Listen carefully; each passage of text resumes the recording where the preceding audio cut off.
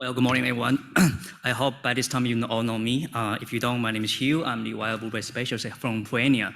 I almost say I'm new to the position, but I've been to the position for almost 2 years now, so I should stop saying that. I'm here with Thomas Harrington, our technology specialist from Perennia. Many of you know him, or you already talked to him about the weather station program. So today, we are here to give you some updates and information about weather station program and how to use those weather data to support your management. So I will just talk about the in 4 areas. So the importance of weather forecasting and how to use the on-farm weather station. And Thomas is going to give you more detailed information on the weather station program. And I will take over again to talk about how to use those data to support your management. I asked Peter to give me a few more minutes after our presentation to give you some updates on the wire blueberry block. And that is going to be an important tool for this season to help you with all the information we are going to mention. So, I don't think I need to address the importance of weather forecasting. Our daily life has been closely tied to the interpretation and prediction of weather. So I'm just going to go this way. So far in Nova Scotia, we rely on about 42 or 43 weather stations from Environmental Canada to tell us what is the weather like next day. And that is still going to be our primary source of weather forecasting. But if you might be wondering, if we already have 42 or 43 in the province, why do we need more? And specifically, why do we need more stations in blueberry field? So those such some reasons and benefits come out from my top of my head. I didn't do research to give you some fancy reasons or benefit. And primary growers call me and ask me about this program, and they ask me, do you think it's worthwhile for me to get those stations? And those are reasons I tell them. So the weather is variable, and it can be different from location to location, from time to time. And that's actually the first lesson I learned when I was in my first summer job in Dave Percival's lab. He told me the first thing is not about blueberry production, is about watch for the maritime weather. It can change very suddenly. And also from our own unique situation, our fields are everywhere. They are located, in different areas, in different elevation. They are some of them are inland, some of them are close to the Bay of Fundy or maybe other watery area. And also our blueberry fields are pretty unique. They are very diverse. They have different varieties. They have different soil type. So your field can be different from your neighbors, just 1 kilometer away, and that would cause the development stage is different. And don't forget about the global climate change effect on us. We don't have a normal spring anymore. We gotta watch for the weather more closely now. So with that, that kind of give you some ideas of the benefits of weather station. That definitely is going to improve the management and support your decision making when it comes to spraying, your harvesting, and everything else.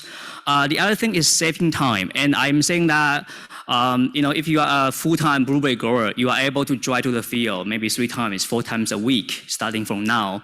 But that is still going to cost you a lot of time and driving to go to the field. And if you are a part-time blueberry grower and your fields are like 2 hours away from your home, you are not going to be able to check your fields very often. So with that, the weather station is going to serve as your second eyes and give you some information and decisions, supporting tool for you to make your decision if I should go to the field to spray right now, or when should I spray my fungicide for Meroneenia this time. So that kind of gives you some very simple but very local and blueberry specific reasons and benefits that we want to roll out this weather station assistant program. And Thomas is going to take over to give you some updates on this program and details about it.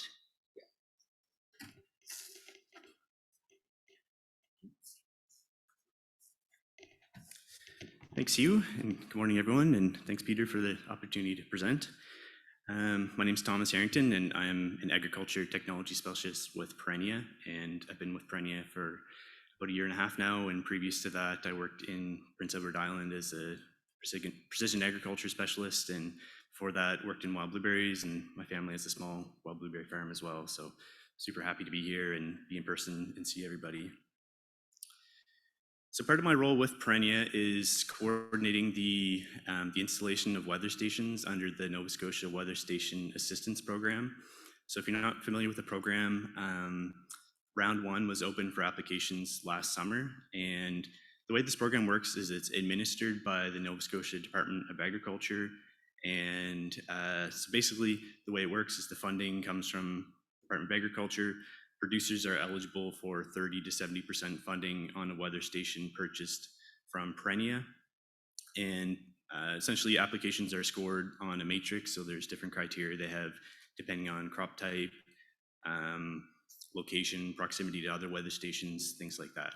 So basically the goals of the program are really to encourage producers to embrace on-farm weather station technology and adopt tools that will allow them to make better decisions and fully utilize the data that's gathered. So the whole goal of it really is to put technology and data into your hands and hopefully show the benefits and train producers on how to use that technology to improve their farming practices. So what's included in the weather station package? So it's a Davis Instruments model weather station. So we completed a competitive bidding process. We evaluated quite a number of different weather stations for their practices and for their features and things like that. And we came to the conclusion the Davis weather station would be a good fit for this program. So it includes the weather station unit itself, which is the Vantage Pro 2 model. It includes a cellular gateway, so these are cellular weather stations, so you can access them remotely from anywhere that you have cellular service. And it includes a remote node, and so you can place that into the field and will communicate back to the base station, and I'll go over that a little bit more detail shortly. And additionally, it includes leaf wetness sensor and soil moisture sensors. And along with the hardware, there's a 5-year data plan that comes with the weather station. So as I said, it's a cellular unit. So there's, just like a cell phone, there's a data plan that goes with it. So this is included for 5 years with the package, and also a 15-minute update interval. So you'll get all the readings updated automatically every 15 minutes. And so as far as the services provided by Perennia, as I mentioned, we're coordinating the install. So this is a province-wide program, so it's cross-commodity. So there's quite a number of applicants. So we are conducting a siting visit, and the whole goal of that is to make sure all the weather stations are installed as consistently as possible. So that if we're going location to location, you want to be able to compare data. All the stations are set up to the same specifications, the same criteria as much as possible. And also included is the installation and all mounting hardware. So we're mounting the weather stations on a 6x6x12 pressure treated post with a 10-foot mast on top. So it's a very solid setup. So we provide all the materials and in setting that up and making sure everything's working properly on your farm. And also included is a 1-year maintenance visit. So in the first year of your weather station installed, we'll come back, check to make sure everything is functioning properly. Just do a general check, re-level the components, just a once over the station and make sure it's good to go. And also ongoing support from myself as well as all the other Perennia specialists, including Hugh, on how to utilize the data most effectively. And so you can see the total package cost is approximately $6,500.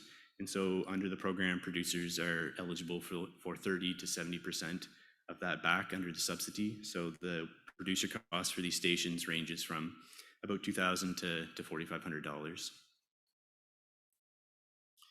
So this is a close-up of the station. So on the top left is your anemometer. So that's wind direction and wind speed. So that's mounted roughly 17 feet up in the air. So you're getting a good true reading of those measurements. So you're not seeing ground effects and things like that as much.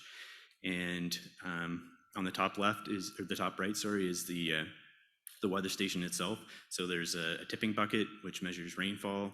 There's a sensor for solar radiation, which is used to calculate evapotranspiration, so how much water is being lost from the soil and the crop.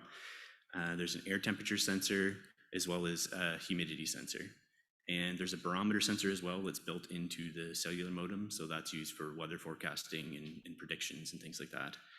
And the big box on the bottom with the solar panel, that's the cellular modem itself. So there's basically, just like a cell phone, there's a SIM card in there, and that's what actually transmits the data online for you to access remotely. So included with the package, part of this whole program is to encourage producers to use in-field crop sensors. So this is an additional item that people might not think about when they purchase a weather station is in-field sensors. So the wireless node, essentially what you can do with this is you can place it within your field, roughly within line of sight to the base station, and you can connect up to 4 sensors per node. So they come pre-configured with leaf wetness and soil moisture. Those are identified as some of the sensors that producers would like to use the most. And there is the option for you to purchase additional sensors if you want. So some producers have opted for things like soil temperature or an additional air temperature sensor. So you can place this node. It can be located at the base station with the weather station itself, or if you have a microclimate within your field, maybe you have changes in elevation, you want to put this in a different spot. So it's really up to you where you'd like to locate this node within the field. And you can have up to 32 nodes communicating back to one base station. So down the road, if you decide you want to expand your sensor network and you want to have a few different nodes in one field, you can do that as well. And they'll also communicate sort of as a mesh network, so you can extend your communication range that way. So there's lots of options for how to configure the setup.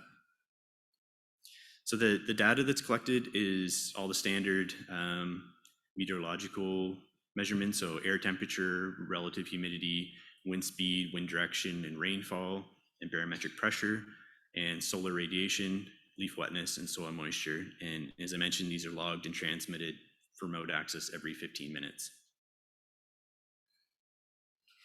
So for some of the exciting stuff, so the data is publicly accessible, so anybody right now can go on and you can download the Davis WeatherLink app to your phone and create a free account. And you can also do it on the website. If you're more comfortable using a laptop or a desktop, you can go to weatherlink.com and also make a free account. And so there's quite a number of stations on this network. So the Davis network, anyone could buy a station and upload it there. So what we've done is any of the stations installed under this funding program have the naming convention of the location plus a unique station ID. So that's going to be NSW, and then there's going to be a number after that. So for example, Glenholm, and then in brackets NSW001. So that means that it's located in Glenholm. NSW means that it was installed under this funding program. So you'll know that, it was set up exactly the same as the next station. All the sensors are going to be set up the same way, so you can know that it's going to be set up for accurate data collection. So you can also access other stations that are publicly available and just use those with a grain of salt. You might not necessarily know how they're installed. They could be on somebody's house or next to a building or something like that, where at least all the stations that we set up, they're kind of set up to the same criteria and specifications. I mentioned there's also another website called the Cape Breton Mesonet, and all of our stations are also viewable on there. So it was established, it's a volunteer network of weather stations in Cape Breton. So if producers have fields there, that might not be, or that might be something you want to check out. There's quite a number of stations. I think there's upwards of 80 sort of in that network, in that region. So you can view all of our stations on there as well. So it's just another place to access the data. And so this is what the WeatherLink app looks like. So if you download this to your phone, and you can see it sort of scrolling through some screenshots. Like I said, publicly accessible, create a free account. You can save whatever your favorite stations are. You can have quite a number of them in your list. And so it's a really great, simple, easy to use app. It gives you the real-time weather conditions, as well as at the bottom, you can access some historical data. So if you want to know if there was frost conditions at one of the weather stations a couple days ago or last year, you can find the yearly highs, yearly lows, monthly means, and things like that. So it's quite intuitive. It's very simple to use. And so that is the WeatherLink app. So I definitely encourage you to download that. And I'll share a map here of where all of our sites are, so you'll have a rough idea if there's any that might be of interest to you. So for the producers who own the stations, they have access to another app as well. And so this one, it wouldn't be publicly accessible. It's just the station owners, but there's a lot of other features built into this as well that you can set up things like rain and wind alerts, temperature alerts, frost warning alerts, growing degree day accumulations, as well as soil moisture monitoring. So it's much more configurable based on parameters that you are interested on your farm and you want to set those up. That's in this app. So it's kind of next level, a lot more detailed than the previous one that I showed. And so a great feature with these weather stations too, a lot of producers are really excited about this, is you can set up text and email alerts. And this is a screenshot of what they would look like. So this is only available to the owners of the station. And I forgot to mention that owners of the station can share access, like full access to the station to up to 6 other accounts. We have it set up so Perennia has access to one, just so our specialists in industry can get access to that data if needed. But as the owner of the station, or if you're shared access to it through a neighbor who has a station or something like that, you're able to set up text and email alerts for things like high wind speed, 10-minute average wind speed, low temperature, and high temperature. So for example, if you wanted to use this for spray management and you wanted to get an alert when the 10-minute average wind speed exceeded 15 kilometers an hour, or perhaps when there's a high wind gust that exceeds 25 kilometers an hour, you can set that up to send you a text alert, or it can send you an email alert, or both. Or the same thing for low and high temperatures. If you don't want to apply your chemicals when the temperature exceeds 20 degrees Celsius, you can set that up so when you're at spraying, if you get a text, it'll alert you to let you know. And so this will be updated every 15 minutes. I have a quick question here. Can you elaborate a little bit more on the criteria on determining the 30 and 70% coverage for the grower? I can. That would definitely be a programs question, but as far as I understand, I don't have full. They haven't supplied, I guess, sort of what they use to determine exactly, but it goes to a committee who it's based on crop type, I think acreage, proximity to other weather stations as well, things like that.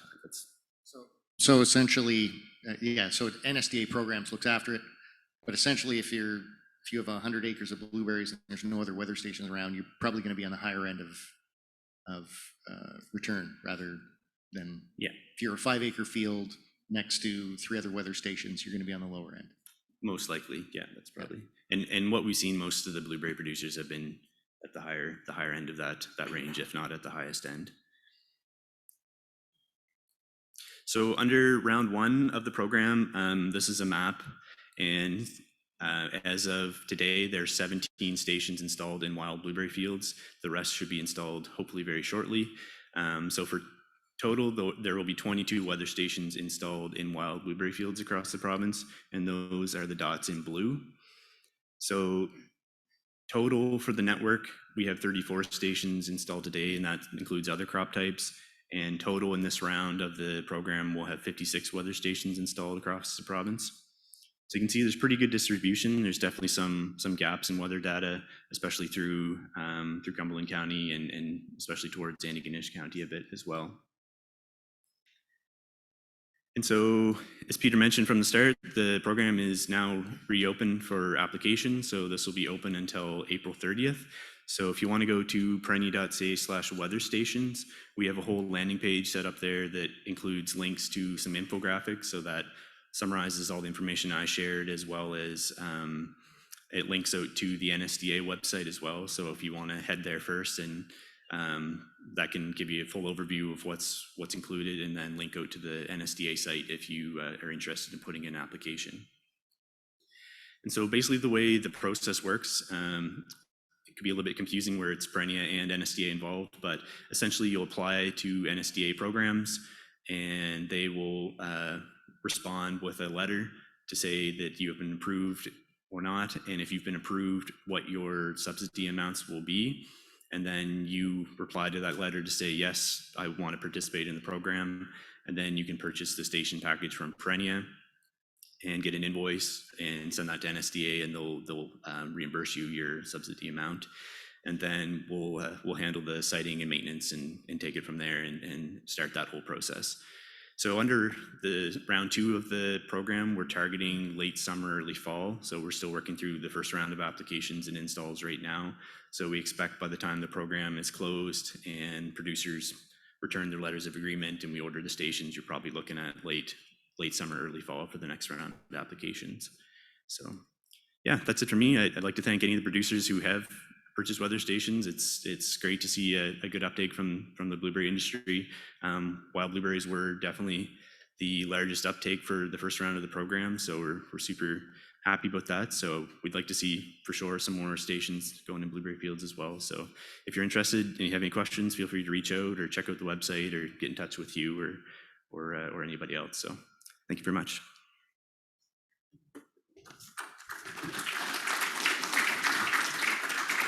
Okay.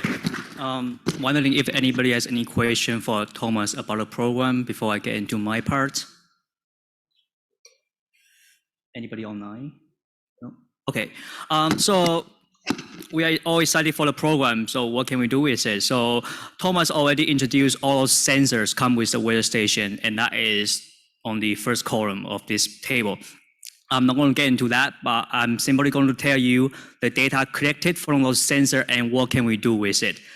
So when you get your wind direction and speed, that is going to help with your spraying, the air temperature, that is going to help with your spraying as well, especially when you want to put your herbicide out. You don't want the temperature to be too high.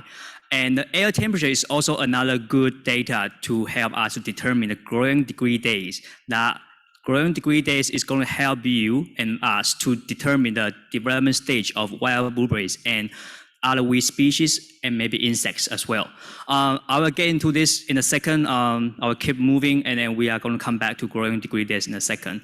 And next one, you have the related humidity that is also helping the spraying decision making as well. When you come to the precipitation, that is going to give you the idea of when can you go out and spray and harvesting. You also have the amount of rainfall that is going to help with the your disease control. And the next two is about your water in the soil, and that simply is related to your irrigation. I know irrigation is not a common practice in our province, but research has shown the soil moisture is a critical factor to affect your yield, and then we experienced that in 2020 for a drought. The next one, you have the soil moisture of the plants that is very helpful for your fungal disease control, and the solar radiation that is also related to your irrigation as well. The last one is soil temperature. So that one, a very great example will be curve. So when you want to put out your curve, you need to have the optimum soil temperature for the curve to work. That growers told me they need to drive around the fields from this location to the next location to know the soil temperature. But with that, if you have a weather station and you have a soil temperature sensor, you're able to watch from your phone what's the temperature in my soil today or tomorrow, and you can make a decision if it's a good time for you to go out and spray curb. Soil temperature is also another good data to help the researchers to develop some growing degree day model, and then I'm not going to get into that into too much details on that. So everything I highlighted here, you are able to get the data from your phone or from website or from other sources where I'm going to show you later. Everything I highlighted in yellow, you are able to make your own decision and watch from your phone and then decide if I'm going to go out and spray or harvest. And what I just mentioned, the growing degree days to predict the development and growth of wild blueberries, weed species, and other insects, that you need support from researchers to develop the growing degree day model. And you also need support from myself or other people to give you updates on the growing degree days for today, for the months, for the season. So I will get into that in a second. Before I get into growing degree day, that is a message to help you to make decision for your management.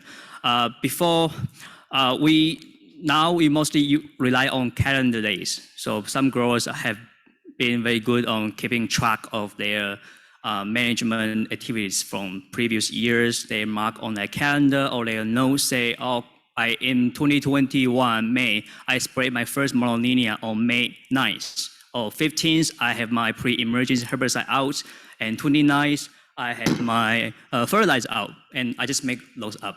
It probably not be the case.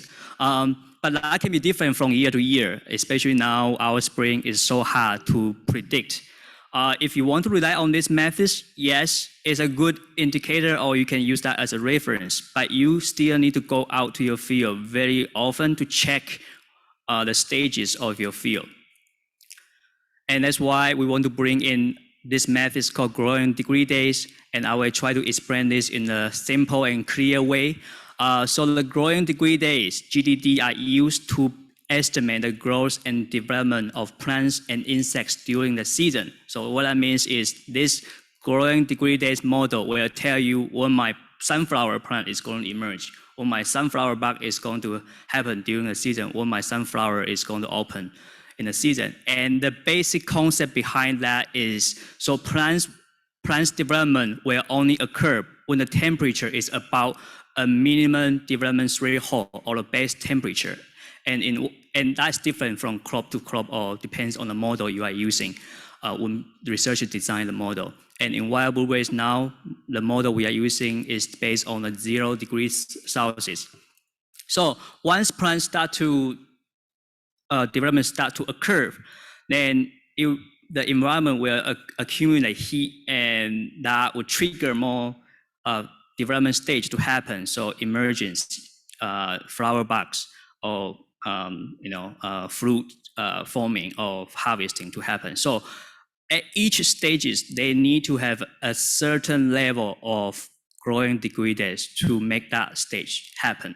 And so that simply tells us a very easy concept is for any species or for plants, you understand their biological development by understanding how much energy or how much heat, how many growing degrees they need, and that gives you a model, an idea of where all the stages are and when they are going to happen. So saying that this once you understand how the plant is going to develop, is relatively going to stay the same for many years. You might want to do more work to verify that model, but it's going to be very close from year to year. So compared to the calendar day you use, it can be different from year to year. That can be different from 2020 to 2021, and that requires you to have more time input to check your field. But with this way, it's more reliable because you already understand when my blueberry plant's flower bud is going to happen, and that information is going to stay the same for, I would say, 5-10 years. All you need is just need to understand in this growing season 2022, how many growing degree days I have for April. And once you understand how many growing degree days you have in April, you will be able to tell where my blueberry plant's stage is at, around what stages. So that's why I say it's more reliable, and because it's a weather-based indicator, it uses the already developed model combined with the current season's air temperature or data or growing degree days to tell you where your plant stage is at. And I will give you a very simple run through of how we calculate growing degree days. Again, I make up those numbers. Today's temperature is definitely higher than 6. So for example, and there are many different ways you can calculate your growing degree days. And we are using a very simple way is to just calculate the mean temperature of the day. So high temperature plus low temperature divided 2, and you get your average temperature for a day, and you minus your base temperature. That is the temperature for your plant to start to develop. So today, if I have 6 plus 3 and minus 2, that and divided 2 and minus 0, you will get 4.5 growing degree days on April 1st. And you continue to calculate April 2nd until April 6th. And on April 7th, I want to understand how many growing degree days I have so far. Then you just simply add each day's growing degree together, and you get, so on the 7th or 6th, you get 23.5 growing degree days. And that is important information for us to know where my blueberry plants stage is at. So I'm just going to run through this graph quickly. We have this 2-year production cycle. So on the vegetated year, you have plant emergency, you have tip dieback stage, you have bud development and leaf drop for the whole season in sprout fields. In the crop, you want to know when my flower buds start to form and F2 or F3 or flowers start to open in my field for pollination, and the green fruit, blue fruit, and mature fruit for harvesting. So those are the important stages we have in wild blueberry life cycle. And each stages will require a certain amount of growing degree day for them to achieve that stage. And the next graph I'll show you. So for example, I have my crop year, and those are stages I have in my field. I need to know how many growing degree days I need for each day, for each stages. And this model I grabbed from Quebec. Those are the researchers developed in Quebec, and they find out. So for example, for the bud burst, you need about 262 for your F2 or F3 to start. And to able to harvest your fruit, you need about 1,200 growing degree days. But this model was developed in Quebec and never verified in Nova Scotia. So we wouldn't use that. So what can we use? So luckily, so Scott White has worked on this before, and in 2012, he published a paper, and this is the information on Nova Scotia wild blueberry growing degree days model. So on the left, you have the sprout year, and then he find the two important stages, so like plant emergency and tip dieback in their percentages, so 5%, 50%, and 95%, which I think is two very important stages for you to consider for your management in sprout field, the plant emergency, for your pre-emergency herbicide application in the spring, tip dieback stage. You need to understand that so you can do your tissue sampling or other activities. And on the right, you have the crop years model, and he only gave us the flowering plants, the percentage of flowering plants, and also the opening flower. And that's the important information for your pollination when it comes to the crop year production management. So this model was developed and using the data from Nova Scotia's blueberry field. So we are confident, and we are able to start using this model to give growers some idea of where most of our field stages at in Nova Scotia.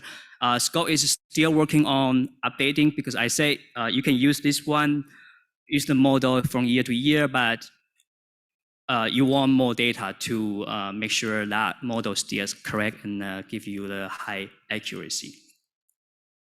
So as a summary, all the things highlighted in yellow is some direct use data you can just check out from your own phone or from the weather station to know when should you go spraying or harvesting. But everything highlighted in red, that needs support from research and from more technology to help us to calculate growing degree days, because we are not just calculating a couple of days of growing degree, we are calculating April 1st until the grow season is over. So that is a massive database. So we need some technology to help us.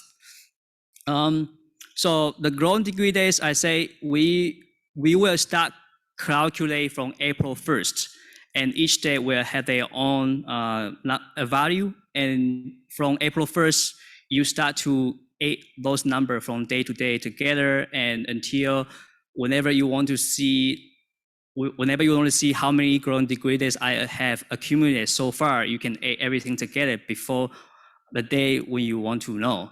And we use the model I just listed down there. And once you know how many degree days you have, you compare your number to the table below, and you are able to know where my blueberry plant stage is at. And that is an estimate. So don't just sit at home and you think I don't need to go to my field anymore. You still need to go to check your field. That just gives you some idea, maybe save you some time. You don't need to go to check your field that early or that frequent during the week. And as I said, we will start to report the growing degree days starting from today and where you can find out the information. So the wild blueberry block from Perennia is going to be a primary place you can check those information. And I'm going to explain this in a second to save some time because I'll come through this page again. So the blueberry block is somewhere you're going to check the information. Because now we have 5 minutes. Jesus, okay. Sorry. So we have this information now, and we have 17 or 22 is about to come. Then this is a massive, very useful database we have. So if we have more models, we are understanding more blueberry stages, more weed species, how they grow, how they develop. Then we will be able to use this data to do so many things.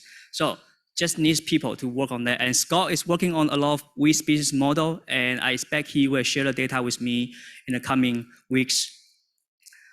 And the other thing Peter just mentioned, I'm going to work on the, to find out when the F2 is going to happen in Nova Scotia. So to find out 1%, 20%, 40%, that is a critical value for your monolinear management. So I will actually start working now, and I'll collect data for the season. You can expect updates from me at the AGM this year. So I'm going to give you a very quick run through of the wild blueberry blog update because that is new now. There's a bunch of new stuff there. I want you to start using it and give me feedback. Okay, so everything before, if you have been using our blog, if you go in there before, it's only on home page. You won't see anything else I list on the top. But now I add a bunch of tabs there that give you different functions. And okay, the first one, events. So the events is a tool I create. I want to capture all the webinars, information, meetings, or anything that would related to our production and our industry. And you can check back there like once a while to see what's going on next month in May, where maybe the field day is going to happen in July or something. So it's just a place you can check and try to create a place for us to record all the events we have in the industry. The links and tools. The links, you can find the information in the Association's website as well. But the links, I list a bunch of useful websites or things you probably is going to help with your management there, so you can check back and see what are there. The tools, I have listed the cost of production tools, herbicide or pesticide search label links, or weather, anything else. So go there and explore to see what you think about it. And you need to go back and check it yourself. You won't receive any email notification from me because that is a permanent resource there. You won't get updates from me, but just go there and check. The next one is weather. So Thomas just mentioned you can download an app or go to website and create accounts and to save your favorite locations if you don't own any of the weather station. So if you go to weather under the blog now, you're going to see all 17 installed weather stations in blueberry fields in Nova Scotia now. And that also gives you the location and the ID. That you can use that information where I circle right there to go to your app and find the location and the name. And everything there is only in blueberry field. So you might go to the Cape Breton Maison Lake and you find a bunch of weather stations here and there, but I can guarantee they are all in blueberry fields. But here, what you see here is all in blueberry field. And so you also need to check back here to see the information. You won't receive any email notification as well. The next one is the GDD and phenology tracker page, and that's the one I want to get into more detail. So as I said, we will start calculate GDD information from all installed weather stations in Nova Scotia. So where are you going to find the information? Go to the GDD and phenology tracker page. Once you click on it, in the beginning, it's the growing degree day tracker. I give you a little bit of introduction of what GDD is and then what model we are using. So I give you a table there to tell you, okay, 5% emergency is at, you need 263. So when you understand this, go to the map down below. That is a map you're able to zoom in and zoom out to change the size of a map and see where are the weather station. Once you click on one of the weather stations, say Murray siding, there's one there, and then you can see when is this weather station installed. And when you click on the current condition link, you are able to see all the details about the weather data from this weather station from the current day, I believe.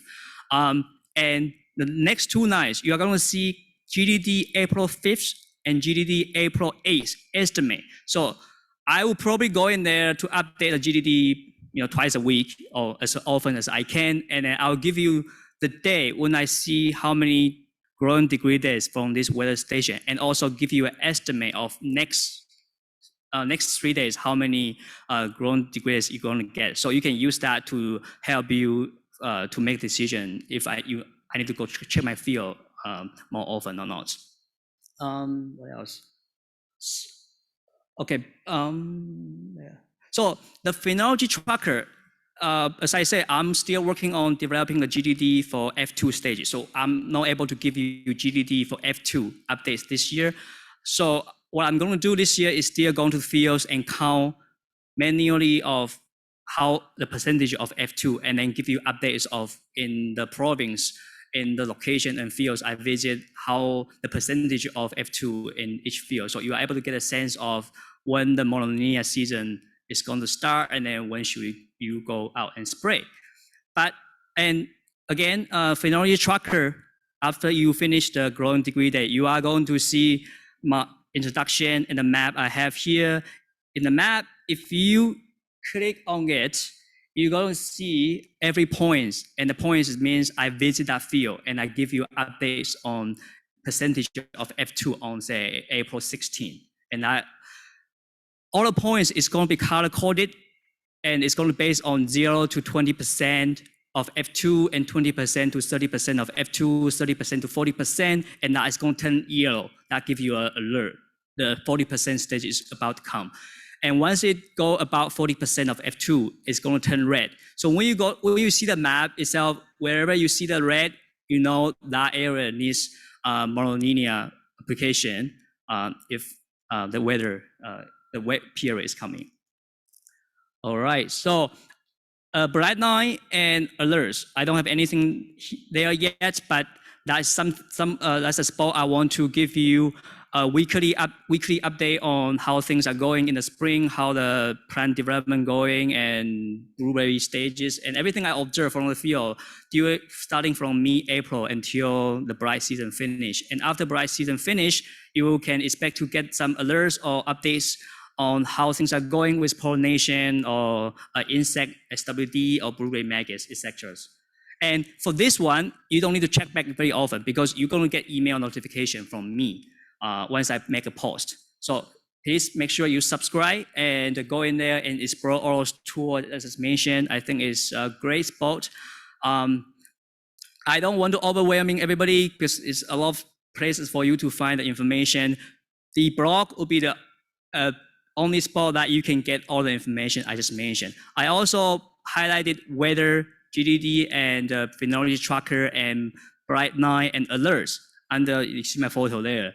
But all going to bring you to the blog anyway, so just maybe save the page of the Wild Blueberry blog and go check there oftenly.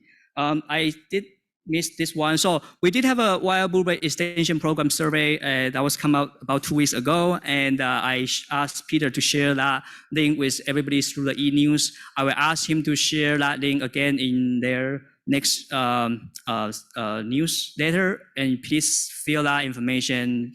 That will give me some ideas and things to work on for the coming season. But the blog, I think, is ready, and please use it starting from today, actually. That would be a good place for us to interact and give me feedbacks. If you see me or phone call or email, let me know how things go, and yeah, appreciate all the feedbacks. Okay, one question online, or I guess a comment on having an in-person demo of the weather station and how to use the data in real time. I think, it might be an idea for a twilight meeting and perhaps at our field day as well to kind of go over that as well. So you see the weather station, and I think it helps to have that, see it, the app on your phone and how to use it on your phone. It's pretty valuable. Yeah. So when you go to the weather under this one, you won't see much information. You only be see a couple of pieces of like temperature and wind and humidity there. I believe you won't see much of information. If you want to see more details, you still need to go to the app.